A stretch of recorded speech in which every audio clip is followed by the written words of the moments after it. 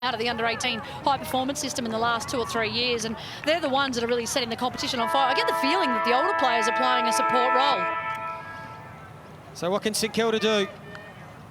It's the Blues who'll start this last quarter the way they've started the first three, with Moody just whacking the ball forward, getting it about 30 metres. Vesio back to Moody. She'll off one step, kick it inside 50. There is Stevens with the experience. Can she get on her left boot? She had a player out wide in Hosking. Instead, she goes for goal, just misses.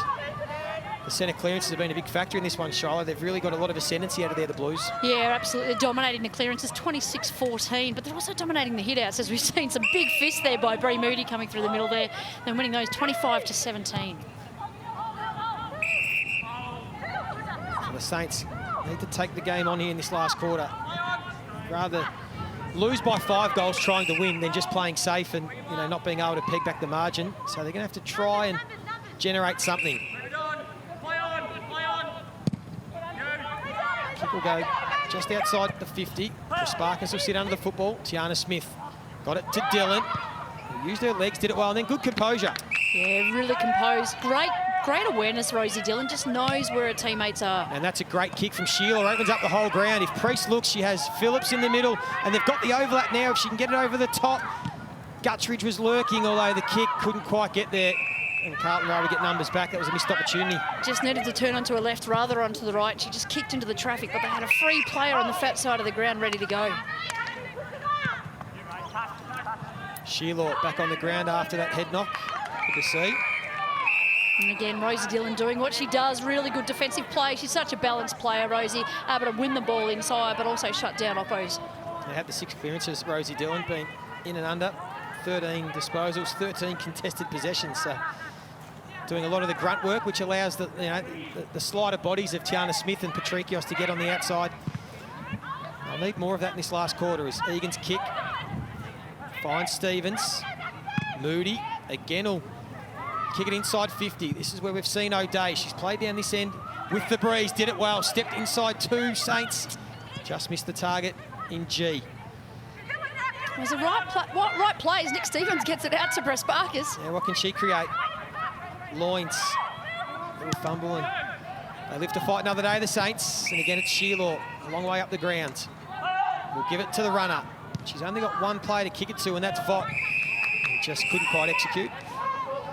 Well, the work rate from Sheila, she's really having to work up and down the ground, isn't she? She's just been outstanding with her work rate this season. Harrington, kick goes to the top of the 50. Taylor Harris went without the football. Well done by Hannah Priest. As I said, Shiloh had an excellent season coming back off that terrific season last year that she had, and she's been very good again.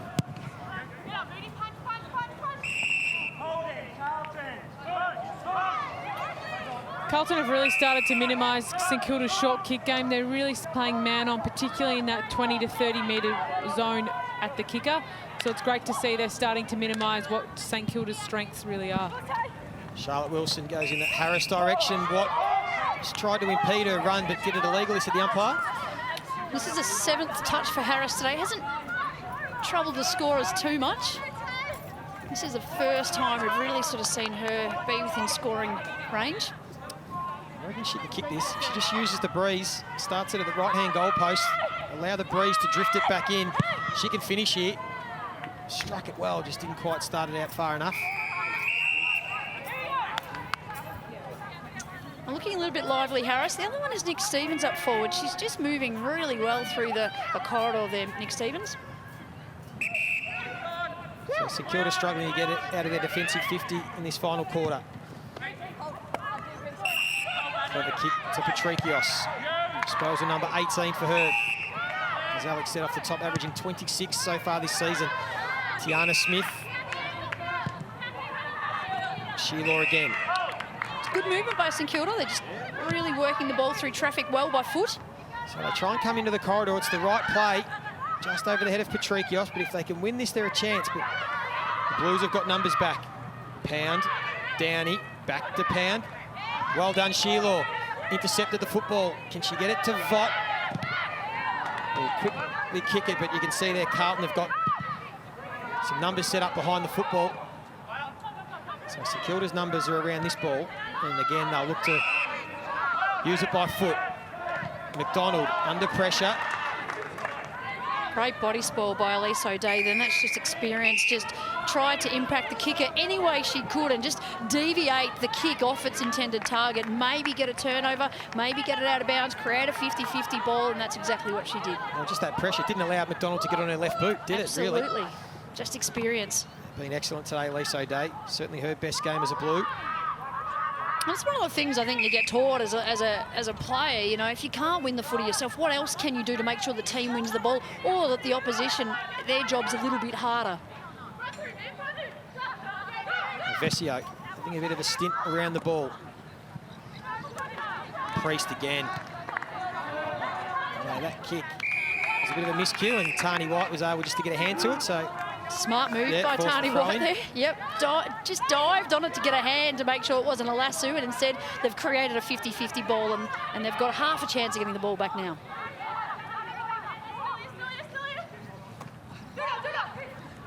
Downey able to grab it out of the ruck. McKay and Egan, a couple of youngsters, been terrific in this game. Harris got 3 Saints to beat. Phillips, the runner. Can they get it to the outer side of Moorabbin and generate something, St Kilda? They're running out of time. Guerin will send it straight back in the Harris direction. She's got the sit. Well done, Watt. Got the front spot. Van Dyke. Rosie Dillon. Been very good for the Saints. Out to Molly McDonald, who again goes on the opposite and finds Isabella Shannon, although the boundary umpire said it wasn't a mark. I'm not sure if it was his call to decide whether it was a mark or not. Interesting stat here, Lee. St Kilda at 48 marks compared to Carlton at 18. Really shows that St Kilda want to play that short kick, possession place game. Still just, you know, I'd like to probably see them use the handball a little bit more to generate some energy and some speed around the football, and use the likes of Tiana and those type of girls who are really quick and really agile with the ball.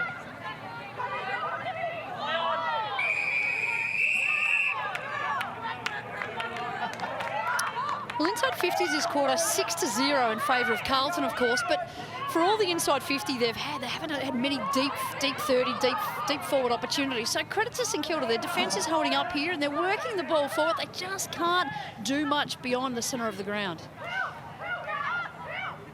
Ali Brown wrapped up by McKay.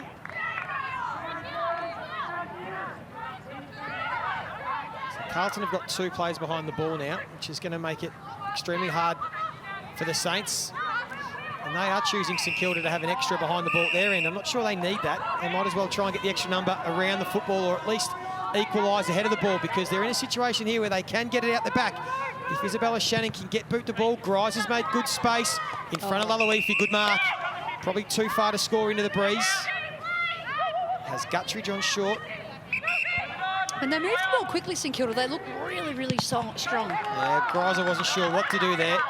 Didn't have any other options forward of the footy.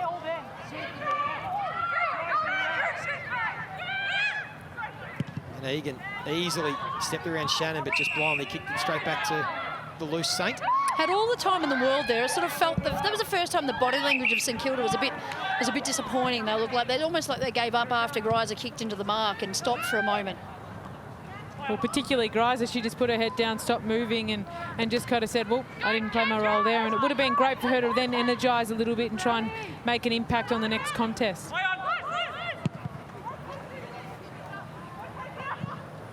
So Nicola Stevens, who kicked the goal in that 3rd quarter. It was great work by Stevens there. Yeah, clever kick too, just kicks for touch inside 50. And that's a really good result for Carlton. That's where they want the ball. We'll just take a look here at Greiser, where she was in 2 minds. She didn't know what to do, and in the end, kicked it straight into the player in the mark. It might have potentially been 50. She did step over the mark, Laloifi. I'm not sure whether the play on was called, but Petrevski-Seton was doing her shoe up. Definitely thought Greiser was going for the long bomb. She's a big kick, but I don't know if she could kick it 50 into the breeze. As McAvoy's kicked at the top of the square, Vesio in a one-on-one. Stevens off the ground. What a finish. Nicola Stevens kicks her 2nd. And that's goal of the afternoon. But Stevens has been dangerous all game, and she hasn't had too much of the ball. But when she's had it, she's made the opposition pay. What an outstanding piece of work there. She knew what was going on there. McAvoy to win the footy. She just bombed it up nice and high here. McAvoy just throws it on the boot. There's a contest there, and Stevens is lurking. She just gets it's footy 101, isn't it? Here from Stevens and with Vesio, she just gets to the front of the contest, keeps her feet, soccers it through. Second goal for Stevens for the day. Great kick there by McAvoy as well, just around the body to the top of the square. Very smart there from Lucy McAvoy. Body work from Vesio too. We talked about her at the previous game. Yeah. You just had to, you know, she needs to have more of an impact in the game. She's doing a great job in the second half and just strong. 7 touches for Vesio today, 4 contested.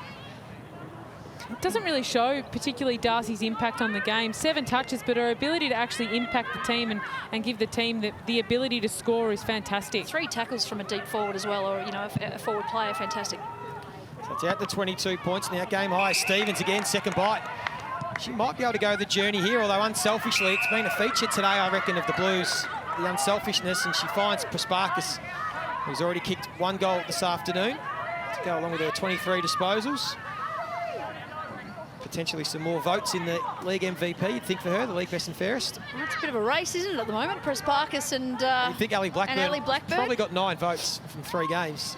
She's been wonderful, but Petrevski-Seton has been the star this afternoon. Can she cap off a wonderful day with her second? Didn't quite strike that one well. Well, just the ball drop there. The ball hit the boot in the, you know, probably on the wrong angle. And Lee, I don't know about you, but I don't like it when players throw the ball around in their lead up, in their approach. Just another opportunity to provide a skill error. Just keep the ball nice and still.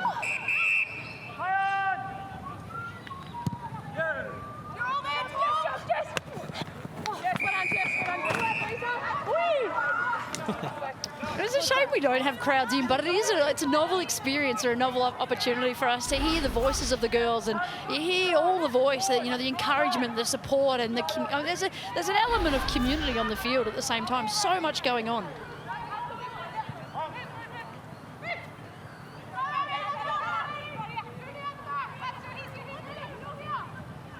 Still working hard, the Blues. They want to finish off their work with another goal. It's been a really solid performance by Carlton. No doubt, well, Daniel Hartford has said he's been disappointed with their first 2 weeks. They just haven't played anywhere near what he knows they're capable of. I think he'd be much more pleased with their performance this afternoon, Shiloh. It's been a bit more Carlton-like, you know, just the team evenness. They've done the work on the inside and also on the outside. And again, they're, you know, playing till the final whistle. It's been really encouraging signs for Carlton to try and springboard their season from here. Brazzali's kick goes into the pocket. G was lurking. Well, I think a good measure of a good team game is, I mean, Petrevski-Seton has had, you know, 24 touches. Yes, she's been fantastic, but it doesn't feel like she's had complete dominance on the field. You know, you can talk about other players who've just really had an influential impact, and there's many of them, and that's when you get the feeling that they've played a good team cohesive game. So really good improvement from Carlton in that sense, and you know, they've got their work cut out for them to try and make that top 6, you know, in the finals. The season's really unpredictable. We actually don't know how many rounds we're going to get in. Yep. So, you know, this is an important game for them.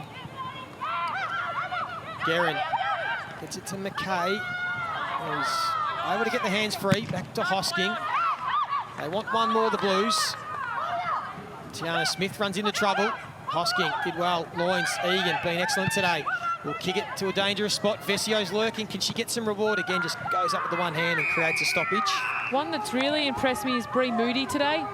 She's been up and about. She's been at every long down the line kick. She's contested. She's also around the ground. She's at 14 disposals as a ruck. That's fantastic from Bree. Really lifted, particularly for this game. You see the dominance of this last quarter by Carlton. 11 inside 50s to none. Run out of steam. Again, the Saints.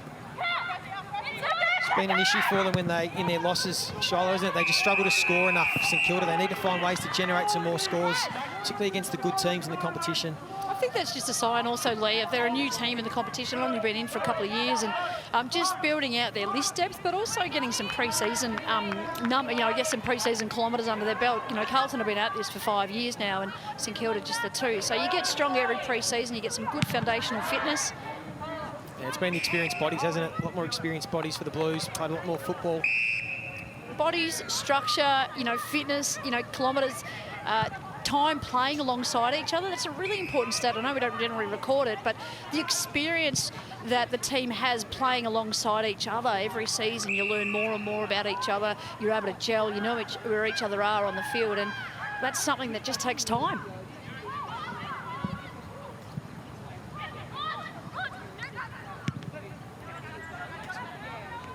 Von Berto finds Isabella Shannon. This is a bit more of what you wanted to see, Alex, a bit earlier in the game. Bit of run from behind. Try and generate this overlap, although, again, they've got nothing forward of the ball, St Kilda, so it's going to make it hard for Phillips. You have to try and create something. Dutridge did well. It's just a kick in hope into the corridor. Grace Egan been excellent today, up to 24 disposals. A couple of clearances, 5 tackles. She's developing by the week, alongside Prasparkas and Abby McKay. Abby McKay's probably a player we haven't spoken too much about. You know, I think the reason why Egan has been able to do the things she's done, as well as Prasparkas, is that the improvement in Abby McKay this year has been quite outstanding. I think she's getting her hands on the footy more. She's becoming more dangerous. She's starting to draw play. Or if Prasparkas and Egan have got some quality oppo, then McKay is actually maximising, you know, that space that she's been given. So we'll keep an eye on McKay as the season progresses, because her improvement's been fantastic. St Kilda seem to have lost a bit of flair and a bit of mojo here. Their heads seem to be down a little bit, and they seem to make little silly mistakes that they lack in purpose. Yeah, game slipped away from St Kilda. It was that third quarter where the Blues were able to kick 2 goals into the breeze, and in the end, they run out comfortable 24-point winners here. Solid team performance it was by the Blues. 24-point winners.